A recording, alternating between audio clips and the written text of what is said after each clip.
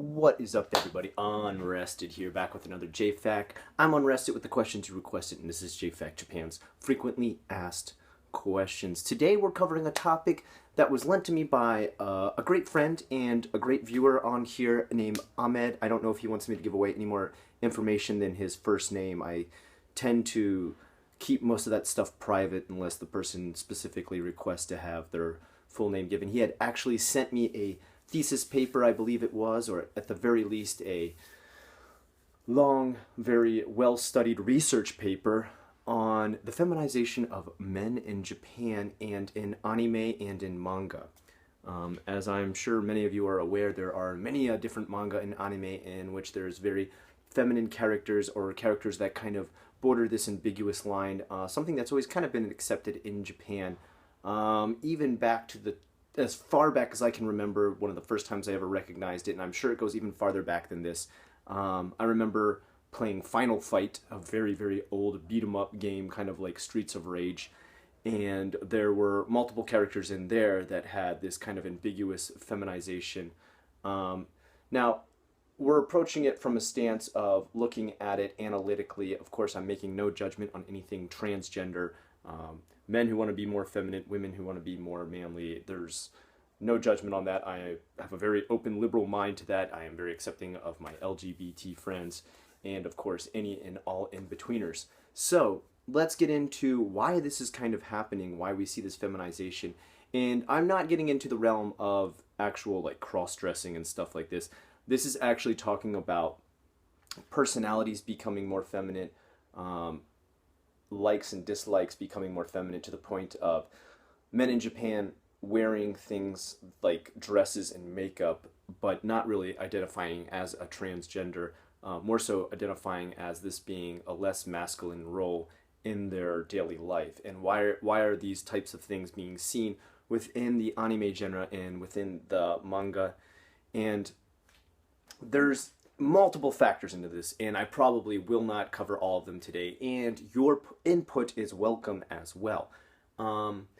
We are reaching a point in Japan where the roles that were considered extremely manly or considered a role that the man would take, for example, being the only worker, the breadwinner of the family, and bringing home the bacon all the time while the woman is a housewife, is slowly starting to change. Japan is still very much a country in the 1950s as far as American ethics and stuff are concerned. You still see women who are either choosing to or commanded to stay at home and do housewife type things, such as only do laundry, take care of the kids, and cook, and not seen as career women that go after longevity of goals within a career.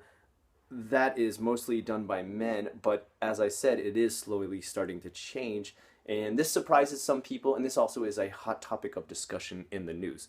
Again, I'm approaching this objectively. I'm not making judgment on it. So the reason I think, and the reason that I have been told by various friends here within Japan, I've done no, stoic analytical study of this. This is merely coming from my own Japanese friends, is the fact that most of these men are growing up in homes where the father is not there. So most of the roles that they are learning and getting and skills they are learning tend to be from the mother who is at home. You're coming away from a generation who I just said has all those same sort of ethics, values, and places as which they believe the man and the woman should be, into a generation where that is slowly becoming less and less common. Women are going after long-term career goals. Even the katakana word of karriera woman is now commonly becoming commonplace. Women going for high-level jobs, even like my own wife who does so, is becoming more commonplace. And men who don't necessarily need to be or want to be the breadwinner of the family is also becoming commonplace. And there, again, is multiple factors for this. As I just stated, the factor of being home with their mother and being only taken care of by their mother and having their father very absent from their life, not necessarily because of his choice, but most sort of because of long, long work hours in Japan that go anywhere from 9 to 12 a day. As in 9 to 12 work hours a day, not times that you're at work, tends to only let them be able to learn the skills, the values, the ethics, and the disposition of the woman in the family, of the wife in the family. And that is just one small aspect. There is also many other things, such as they themselves seeing their father work these long hours, possibly do not want to be a slave to the job like they saw their fathers be. They saw these fathers come home very tired, having to go to nonkai, in which they have to drink with their fellow employees whether they wanted to or not. Drinking is, of course, fun. Partying is, again, fun. But at the same time, everything is even more fun within temperance. And even temperance within temperance is something touted by people moving on to this sort of lifestyle. Now, whether or not this is the main hold in effect on anime and manga as well, you see this starting to seep into that, could be argued either way. Specifically within the role of this research paper that my friend Ahmed wrote, that a lot of the stuff that I just mentioned is something coercing this to happen. Men showing a more manly role in their son's life, whatever you want to define manly as, is becoming less and less common because of these long work hours. If that will change or not is something we can only see with time. A lot of these men now of this current generation tend to try to take maybe one part-time job or two part-time jobs, or jobs that are not so serious as far as career level and how far up they're going to take them on the career ladder, and that are going to make them work 8 to 12 hours a day. Now, that is something I think nobody can argue takes a tough person, man or woman. Whether or not you want to define that as manly is, I guess, more so on the gender that is working the job. I would just say that's tough.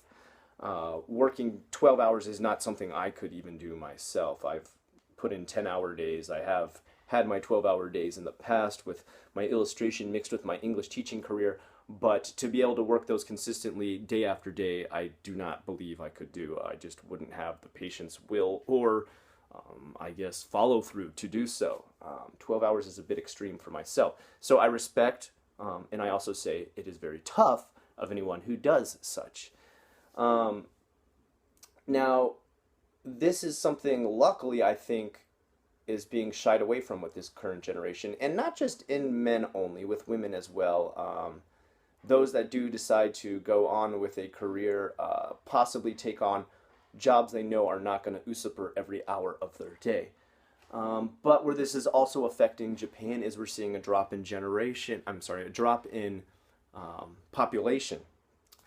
And the reason for that as well is the fact that to have a stable household, to have a stable person taking care of a stable income that can cover the cost of having a child in Japan, which on average is about 22 million yen if you take him all the way from kindergarten on up through college, it becomes impossible by working those jobs. Unfortunately, those jobs do not pay well enough, although there is not an extreme wage gap between minimum wage workers on up to high-level six-figure career. There is still a big enough gap due to the fact that Tokyo, being one of the most expensive cities in the world, is pretty much the linchpin as far as how things are priced throughout Japan. Fruit is very expensive, food is very expensive, rent is very expensive, and living costs in general in Japan is very expensive. To be able to sustain a nuclear family, you would have to bring in a consistent and at least somewhat middle class to upper middle class income. Working one part-time job that pays minimum wage, you would be in dire straits to raise a family on that here in Japan. But at the same time, it could be argued as far as that actually being classified as something that distinguishes manly men, that distinguishes the slow alteration of these men into their feminine counterparts. And I feel more of this lies more so in the fact that they have lacked the absence of a man in their life.